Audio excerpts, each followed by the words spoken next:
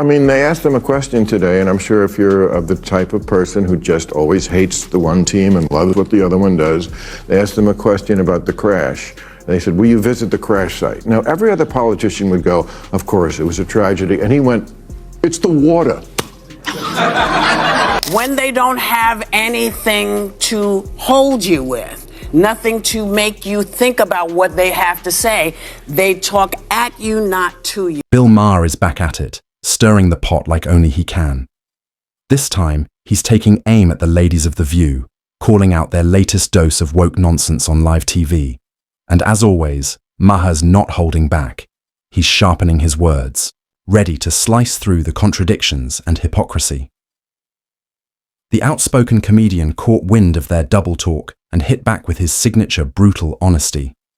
His sharp critiques didn't miss, exposing the inconsistencies of their arguments like a hot knife through butter.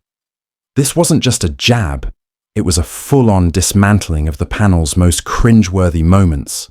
And trust me, we've got all the clips that'll leave you questioning how they even got away with it. Buckle up, because this takedown is going to be a wild ride and you won't want to miss it.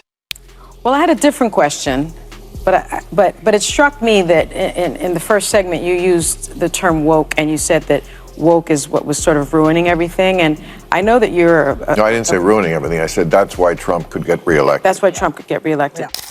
This is exactly why Trump might end up back in the White House. It's the woke playbook in full action twist. The narrative, ignore the intent, and spread chaos while claiming to push progress. It's never been about truth or real discussion. It's always about controlling the story. And they've used this strategy on Trump for years, warping every soundbite, headline, and moment to paint him as the villain. It's automatic for them, part of their playbook. So when Bill Maher stepped into their space, they couldn't resist, trying to twist his words and set him up for a gotcha moment. But Maher wasn't having it. He clapped back fast, setting the record straight before their spin machine could even get started. You could feel the tension shift when someone dares to break free from the groupthink. The woke crowd froze, and Maher stood his ground like a champ. Woke is a word used by the Black community to note that we must be aware of social injustices. But words migrate. Why is that a bad thing? It's not a bad thing, and originally that was absolutely a great thing. Alert to injustice, who's not for that? But words do migrate. Now, I'll use any term you want. Okay. Because maybe that is a word that's triggering, and so let's not use that word. I don't know, want to call it the super far left? All sunny. Hostin clearly came in swinging, aiming to corner Maher as some anti-woke villain. But from the moment she started speaking, it was clear things were headed south fast. You could see her, rubbing her forehead, dodging Maher's eyes, and delivering her line like someone walking straight into their own trap. The hesitation was palpable as she braced herself for the inevitable. You could almost watch the dread creep in, knowing Maher was about to unravel her entire argument with effortless ease. She opened with the usual claim that the right hijacked the word woke, turning it into a weapon against social progress. But Maher wasn't playing defense. Steady, sharp, and unfazed, he pushed right back. He made it clear that the right didn't need to do much. It was the left's own actions that turned woke into a punchline. As Maher explained, when progressives nitpick language, cancel people for minor infractions, and obsess over identity politics, they hand critics all the ammo they need. And Maher, armed with facts, simply lit the match. Sensing the tide was turning, the only move left was to call in reinforcements. Enter Whoopi Goldberg, the queen of woke herself. How dare you be so flippant, man? Listen, nobody on the planet really wants to go through this. This is not something we're doing because it's, sexually gratifying. This is what we're doing to protect our families. And you don't have to do it, but stay away from everybody. Because if you're the one who's not paying attention and you're coughing and sneezing, you don't want to, then stay out of the public, man. This is not, nobody wants this. Whoopi came in swinging, full of fire, unleashing an all-out assault on Maher for daring to challenge the untouchable sanctity of The View. With all the theatrical drama she could muster, she labeled him flippant, accusing him of being dismissive and disrespectful for the unpardonable sin of choosing facts over feelings. To Whoopi, Maher's refusal to follow the progressive script was a personal offense. But Maher, cool as ever, didn't flinch. Not even a little. He's been through too many culture war rounds to be rattled by a bit of televised outrage.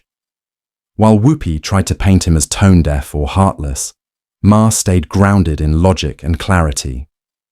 He highlighted the troubling shift toward valuing emotion over truth and how that shift is tearing people apart, rather than bringing them together.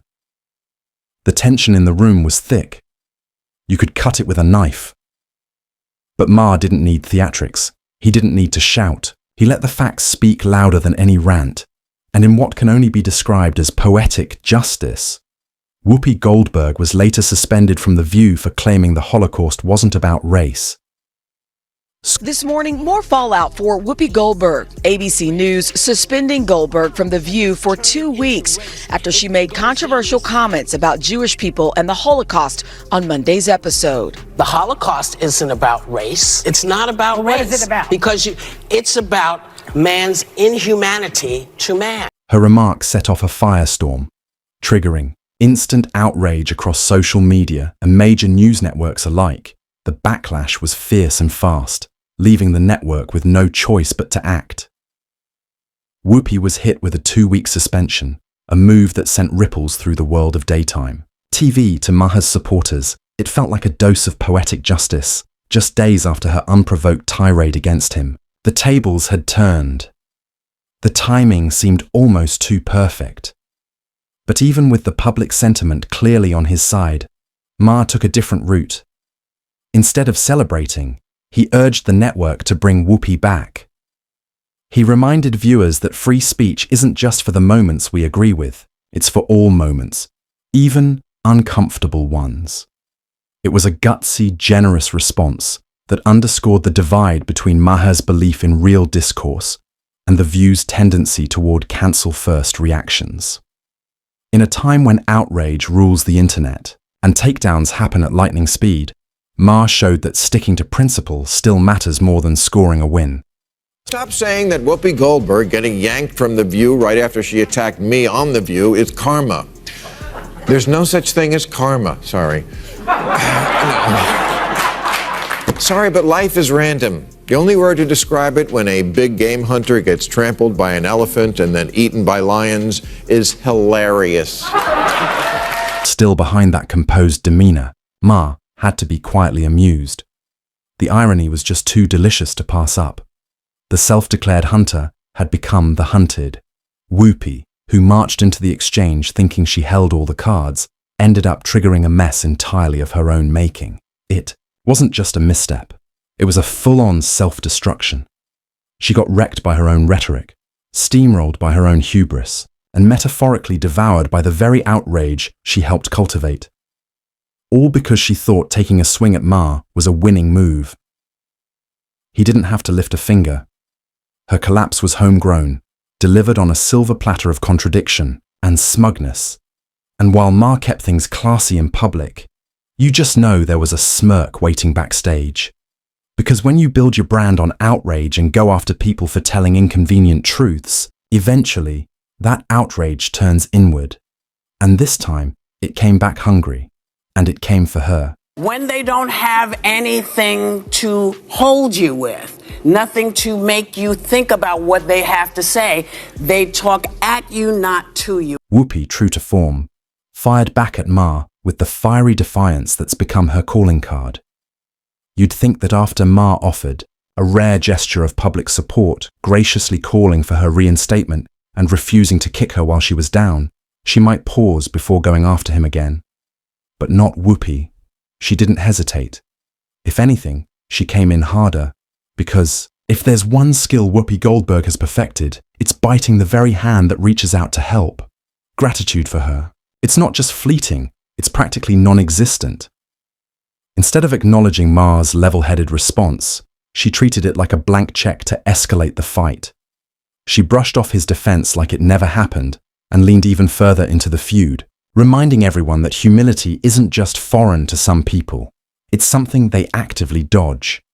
It was another clear signal that for certain media figures, Loyalty to the narrative trumps reason, facts, and even the most basic sense of decency. But before we go, I want to say... No, we're not going anywhere yet. Okay, but I just want to say one thing, as we were talking in the break. Yeah. Joy is a wonderful human being, and she should not be afraid that people are going to attack her because she said that thing about the swastika on the cap. Well, she does not think that as you said to me in the break, you do not think that all the people who are for Trump are not. No, I don't. You I don't. I just want them to pay attention to words like vermin and poisoning the course. blood and the also- Third Reich. That's Right. all. That's really what I'm again, asking. Maher even expertly confronted Joy Behar, telling her plainly to stand firm and not shrink away from the ever-present woke mob. It was a quiet yet striking exchange, one that revealed a larger truth: the performative nature of the View's dynamic. In encouraging Behar to stay true to her stance, Maher exposed an unsettling reality that many of these women recognize how extreme or inconsistent the mob's views can be, yet still fall in line to dodge criticism. And that's where Maher hit a nerve.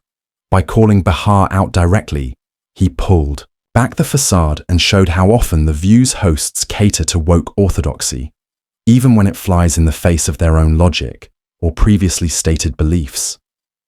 It's fear disguised as virtue, and Maher had no qualms about calling it what it is: